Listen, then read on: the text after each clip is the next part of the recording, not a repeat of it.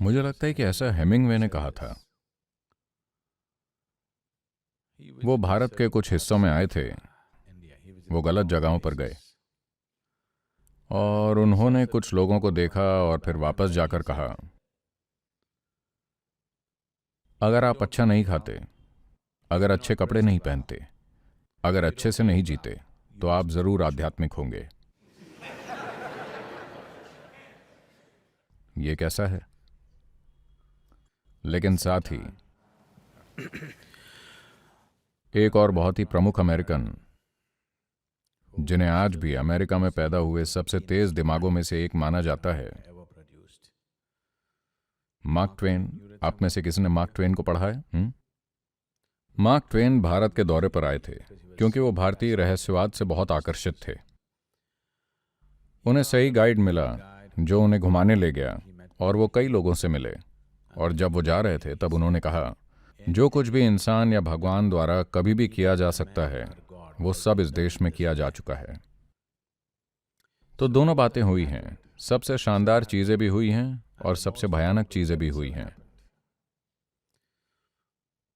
सवाल सिर्फ ये है, क्या आप शानदार बनेंगे या बिल्कुल नीचे रहेंगे?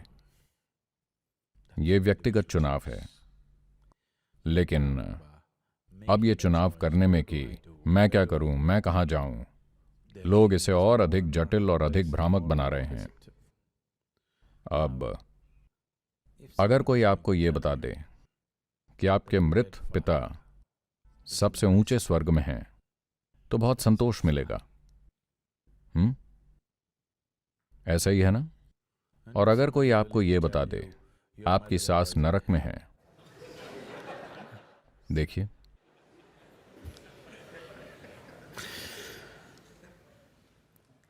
अगर कोई आपको ये बता दे कि आप खुद सीधे स्वर्ग जा रहे हैं, तो ये और भी सुकून देगा।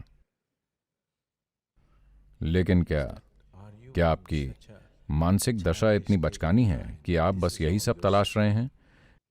एक बेवकूफ जिसे खुद नहीं पता कि वो कहां जा रहा है, वो आपको बताएगा कि आप कहां जा रहे हैं।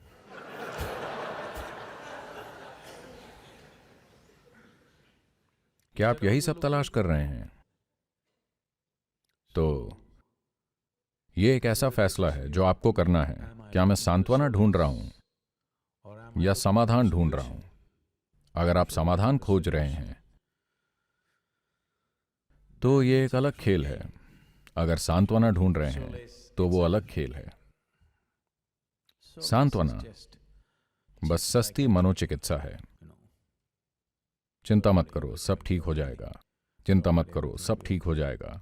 भगवान ने अपनी गोद बस आपके लिए खोल रखी है। अगर आप मरेंगे तो सीधे उनकी गोद में पहुंचेंगे। देखिए, अगर आप भगवान की गोद में पहुंचने वाले हैं तो मुझे नहीं लगता कि आपको इसे कल के लिए टालना चाहिए। नहीं है ना?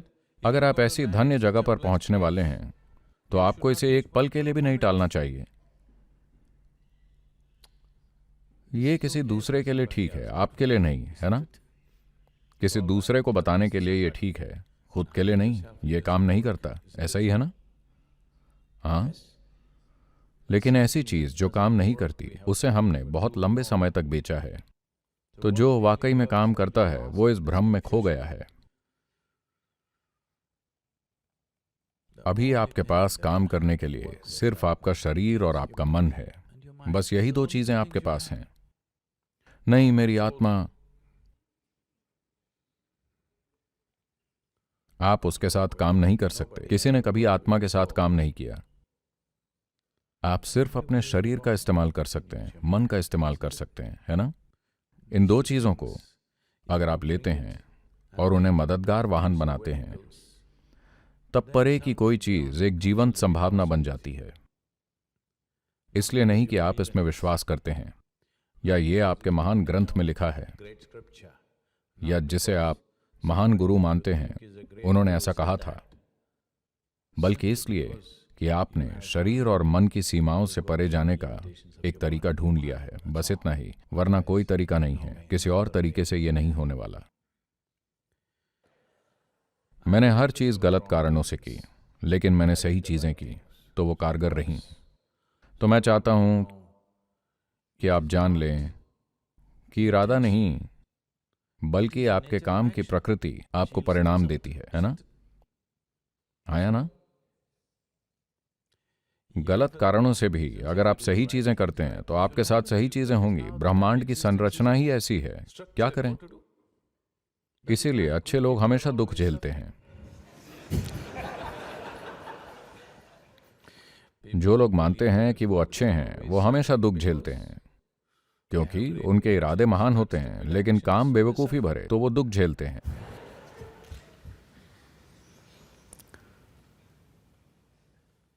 तो ये सही और गलत, अच्छे और बुरे की ये पूरी सोच, ये सब इंसानी बकवास है।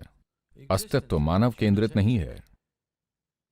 उन्होंने हमेशा आपको बताया है, दुनिया के कई धर्म लोगों को ये बताते घूम रहे हैं कि आपको भगवान की ही छवि में रचा गया है, और अगर आप भगवान की ही छवि में हैं तो स्वाभाविक रूप से जहां आप रहते हैं, यानी ये ग्रह है, पूरे ब्रह्मांड का केंद्र लगने लगता है। उन्होंने इस पर लंबे समय तक विश्वास किया है ना? वो अब भी अड़े हुए हैं। आपने कॉपरनिकस के बारे में सुना है? कॉपरनिकस उन पहले लोगों में से थे जिन्होंने आकर कहा, पृथ्वी ब्रह्मांड का केंद्र नहीं है। वो न केवल ब्रह्मांड के केंद्र में नहीं है बल्कि सौर मंडल के केंद्र में भी नहीं है। और वो जल्दी ही मर गए। ये बुरी बात नहीं है, ये अच्छी बात है, क्योंकि उनके बाद अगले आदमी ने जब वही बात कही तो वो उसकी खाल उतारना चाहते थे और खाल ने सहयोग नहीं किया, तो उन्होंने उसे जिंदा जलाने का फैसला किया। अगले महत्वपूर्ण व्यक्ति जिन्होंने वही बात कही वो गैलीलियो थे। उन्होंने भी वही बात कही। फिर वो खाल उतारने वाले औजारों के साथ तैयार हो गए।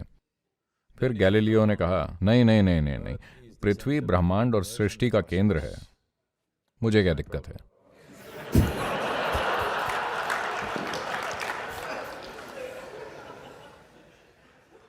जैसा कि आपने कहा, पृथ्वी सिर्फ सौर मंडल या ब्रह्मांड का ही केंद्र नहीं है, तो ये सृष्टि का भी केंद्र है।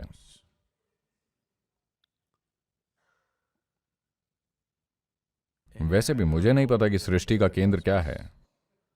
आप मानना चाहते हैं, मैं अपनी खाल बचाना चाहता हूं, इतना मुझे पता है।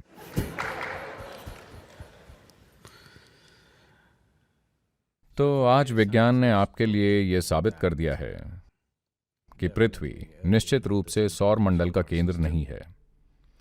ब्रह्मांड में आप बस एक सूक्ष्म बिंदु हैं। कल सुबह अगर आप और आपका ग्रह गायब हो जाएं, अगर वो भाप बन जाएं, तो किसी को उसकी कमी महसूस नहीं होगी। अगर कल सुबह पूरा सौर मंडल भाप बन जाता है तो वो बस एक छोटी सी खाली जगह होगी जिसकी कमी अस्तित्व में किसी को महसूस नहीं होगी। कुछ भी नहीं होगा। हाँ, भगवान आकर आपको नहीं बचाएंगे, वो बस फुर्र से चला जाएगा। ये एक अच्छी बात है। इस पूरी सोच ने कि मैं भगवान जैसा बना हूं, इंसान को बहुत निर्दयी बना दिया है, और वो इस धरती पर लापरवाही से घूमता रहा है, किसी दूसरे जीवन की बिना कोई परवाह किए, बस इसलिए कि उसे लगता है कि वो भगवान के जैसा है। अगर आप जानते हैं कि आपका जीवन उतना ही महत्वपूर्ण या महत्वहीन है जितना एक चींटी का है, असल में ऐसा ही है। खुद के बारे में इंसान के ये सारे शानदार विचार कि हम भगवान के जैसे बने हैं और भगवान हमसे प्रेम करते हैं, ये खतरनाक सोच है जिन्होंने मनुष्यों को अपने आसपास के जीवन के प्रति बहुत लापरवाह और उदासीन बना दिया है। उसे लगता है कि ये धरती और ब्रह्मांड सब उसके लिए ही बने हैं, उसके अलावा दूसरे जीवन को यहाँ जीने का कोई अधिकार नहीं है। उसने अपनी समझ खो दी है, उसके दिमाग के पुर्जे बेकार हो गए हैं सिर्फ इस तरह की सोच के कारण। तो आधुनिक विज्ञान आपके अहंकार के लिए बहुत बुरा साबित हुआ है। अब ये कहता है आप बस शून्य के एक ढेर हैं। जो अभी इस तरह धड़क रहा है, कल फुर्र। सच में देखिए, आप अपने बारे में जो कुछ भी सोचते हैं, क्या आप सब सांस ले रहे हैं? क्या हर कोई सांस ले रहा है?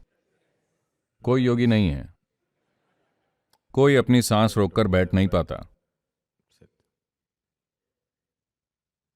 अंदर लेना, बाहर छोड़ना, अंदर लेना, बाहर छोड़ना, अंदर लेना, बाहर छोड़ना। अगली सांस अंदर नहीं गई। अब हम कहीं भी खोजें, आप मौजूद नहीं होंगे। हाँ या ना?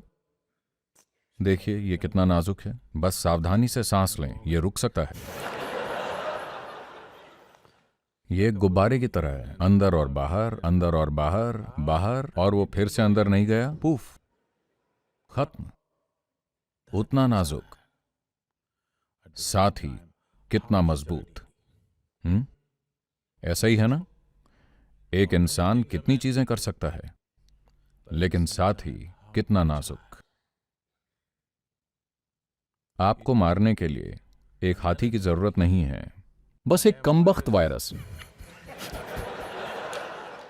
तो जीवन की मूल प्रकृति को जाने बिना हम किसी तरह डगमगाते हुए चलने की कोशिश कर रहे हैं। यही पूरी समस्या है। अब यहां पर कैसे रहें? आज कैसे जिएं? इस जीवन को एक जीवन शैली के रूप में इस तरह कैसे बनाएं कि वो जीवन के गहरे आयामों को जानने, अनुभव करने और प्रकट करने में मददगार हो। अगर आप जीवन के गहरे आयामों को जानना चाहते हैं, अगर खुद को तैयार करना है ताकि आपका मन, आपका शरीर और आपकी ऊर्जाएं, आप जो भी हैं, उससे कुछ परे अनुभव करने में सहायक हो सकें, तो सबसे पहली और महत्वपूर्ण बात यह है कि उन्हें आपकी बात माननी चाहिए। उन्हें आपसे निर्देश लेना चाहिए। अगर आपका शरीर, आपका मन, आपकी ऊर्जाएं आपसे निर्देश लें, तो आप स्वाभाविक रूप से इसे सर्वोच्च सुखद स्थिति में रखेंगे। हाँ या ना? आप रखेंगे। तो अगर आप इसे लगातार सुखद रखते हैं, अगर इसे लगातार सुखद रखते हैं, तो आपकी बुद्धि बोध के एक बिल्कुल अलग आयाम में खिल उठेगी।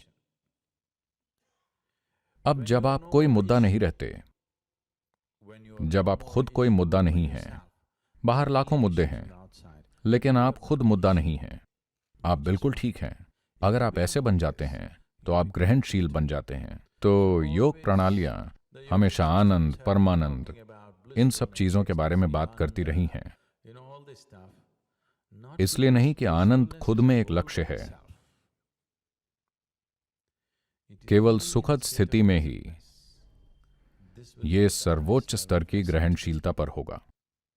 वरना जब ये उथल पुथल में होता है, जब ये खुद ही एक मुद्दा है, तो ये ग्रहण नहीं कर सकता। जीवन के सार को ये वैसे नहीं समझ सकता जैसा वो है। ये केवल गुजर बसर के लिए लड़ सकता है।